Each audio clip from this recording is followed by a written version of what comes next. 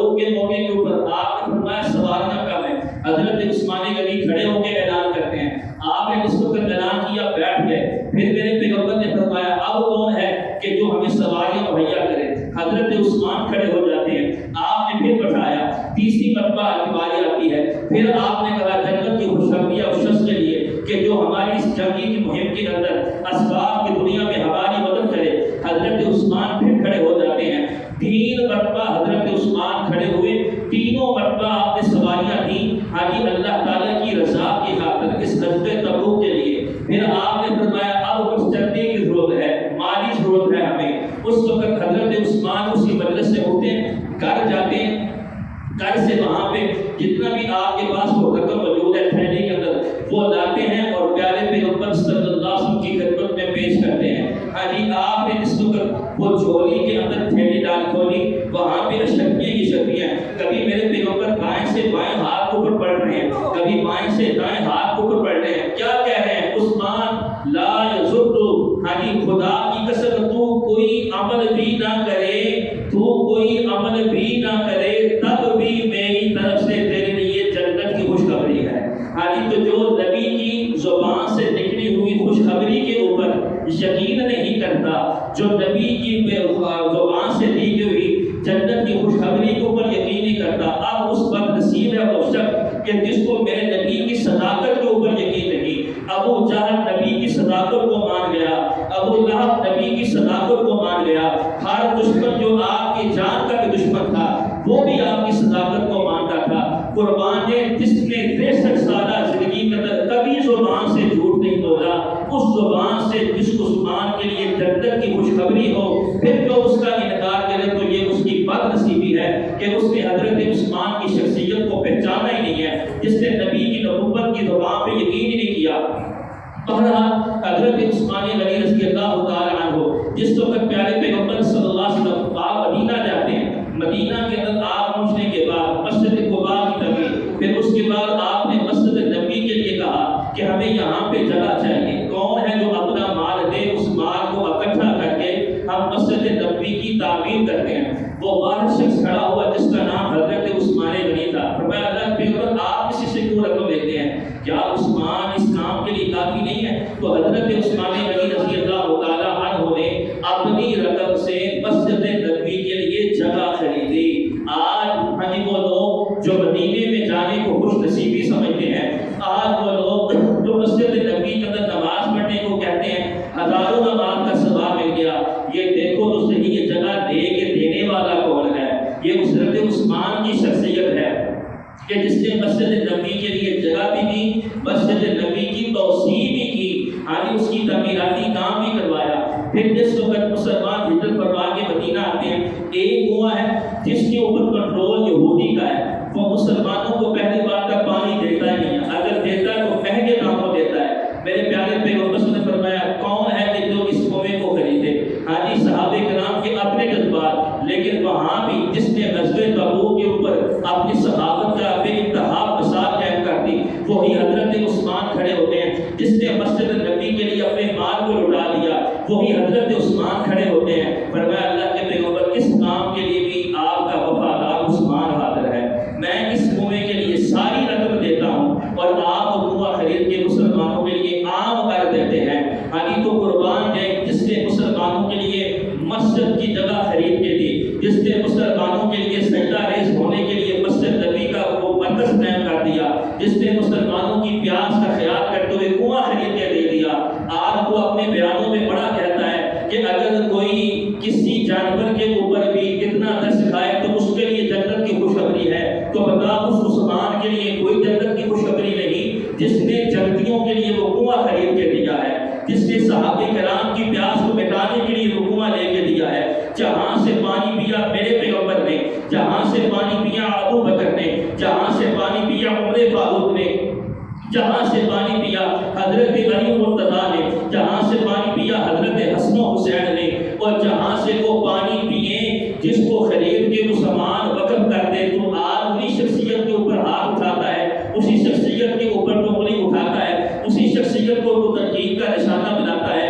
یاد رکھ جس طرح قرآن کی پاک دامنی میں قسم کا خدا کوئی شک نہیں، اسی طرح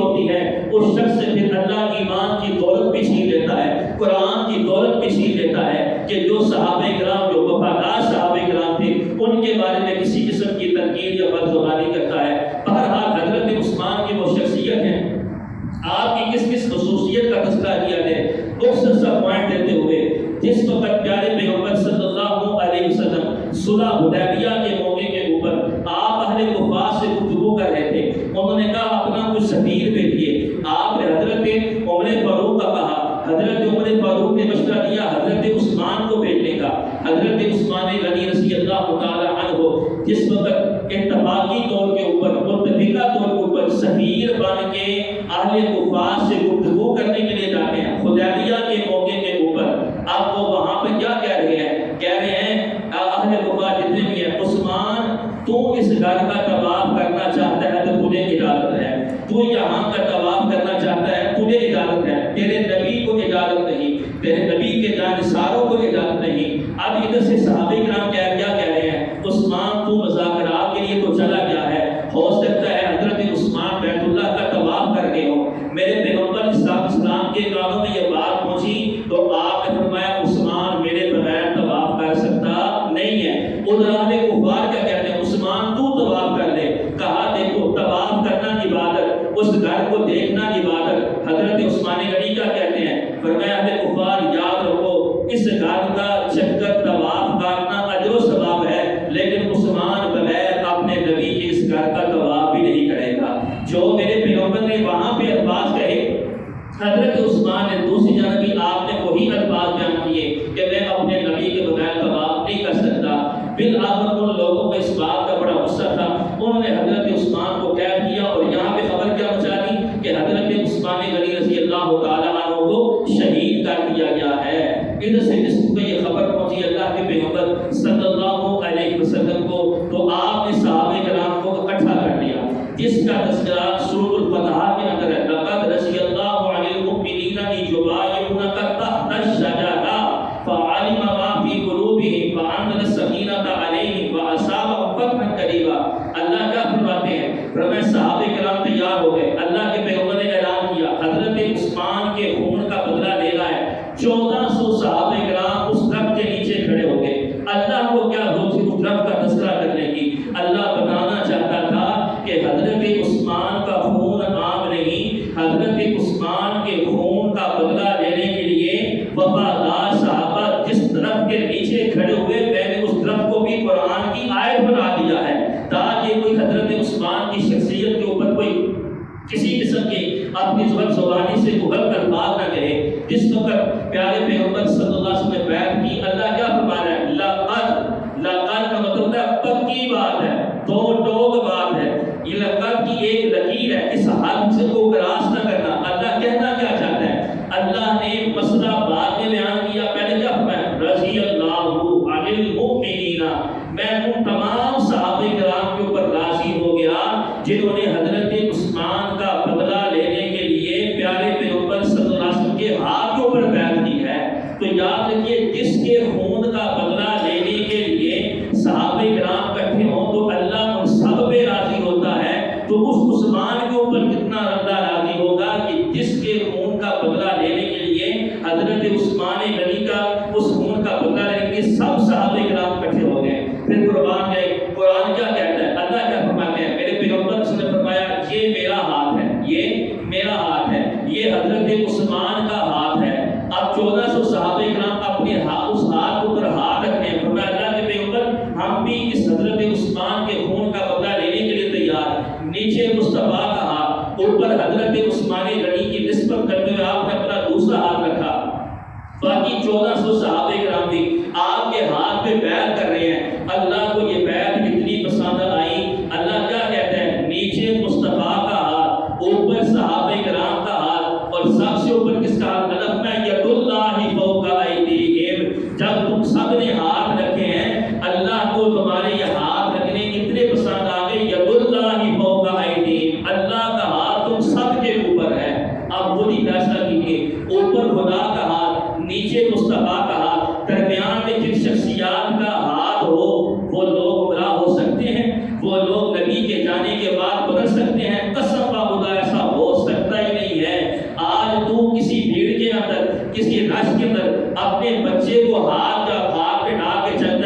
میرا بچہ گم نہ ہو جائے، تیرے ہاتھ کے اندر کسی بچے کا ہاتھ ہو، وہ گمراہ نہیں ہو سکتا، تو جن کے ہاتھوں کے اندر ایک خدا کا ہاتھ نیچے مصطفیٰ کا ہاتھ ہو، وہ صحابہ گمراہ کس طرح ہو سکتے ہیں؟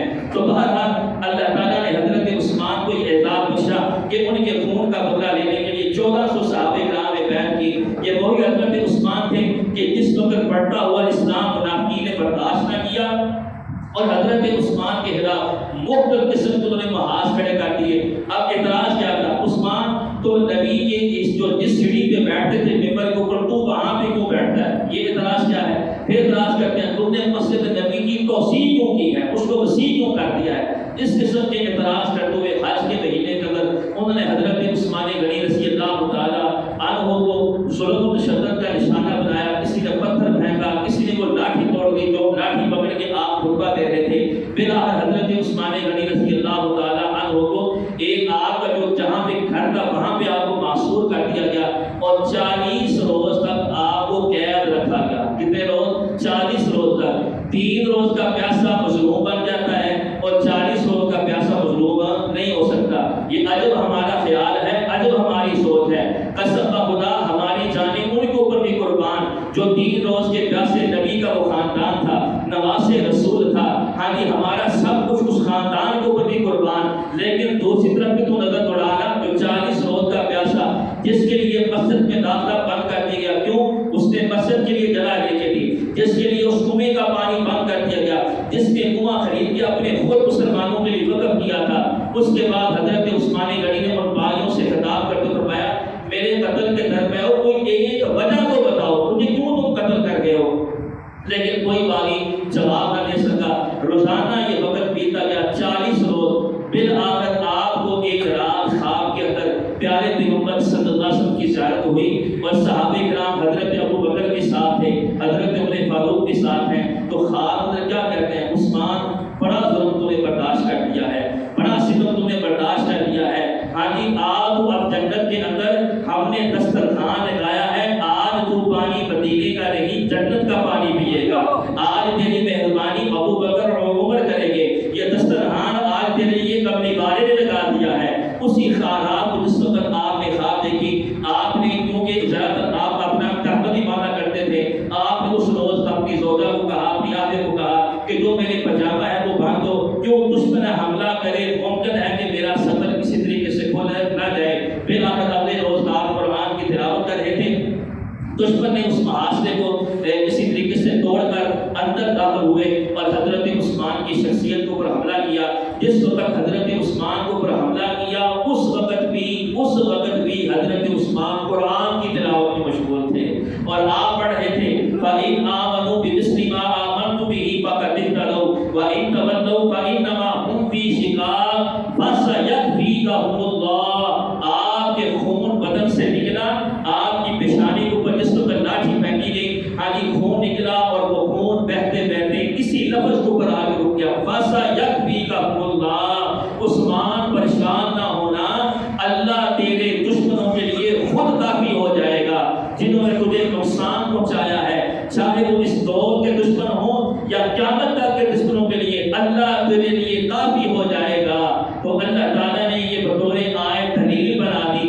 یہ آیت یہی ہے کہ اگر ایمان لانا چاہتے ہو تو اس طرح ایمان لے کے آؤ جس طرح نبی کے صحابہ کرام لے کے آئے ہیں، اور اگر کوئی ان سے دشمنی رکھے گا تو یاد رکھنا وہ گمراہی میں جا گرے گا، اس کا نقصان ہوگا۔ صحابہ کرام کی شخصیت ان کے مقام میں کوئی کمی نہیں آئے گی، کیوں؟ فَسَيَكْفِيكَهُمُ اللَّهُ۔ اللہ تعالیٰ صحابہ کرام کی شخصیت کے بارے میں خود گواہ بن گیا کہ میں خود وکیل ہوں اور میں خود اس مقدمے کے لیے کافی ہوں۔ فَسَيَكْفِيكَهُمُ اللَّهُ، اللہ تعالیٰ ان کی ذات کے لیے کافی ہے۔ تو یہ سارا خلاصہ ہے حضرت عثمان غنی کی شخصیت کا کہ آج تک بھی یہی لوگ ہیں جو بڑھتے ہوئے دین اسلام کو برداشت نہیں کرتے۔ ان لوگوں نے اپنی جانوں کو قربان کر دیا لیکن دین اسلام کو قربان نہیں کیا۔ یہ آج ہمارے لیے بھی سبق ہے کہ ہم بھی دین اسلام کے لیے ہر قسم کی قربانی دینے کے لیے تیار ہوں، لیکن کسی موقع کے اوپر دین اسلام کو قربان نہ کریں۔ اللہ سے دعا ہے کہ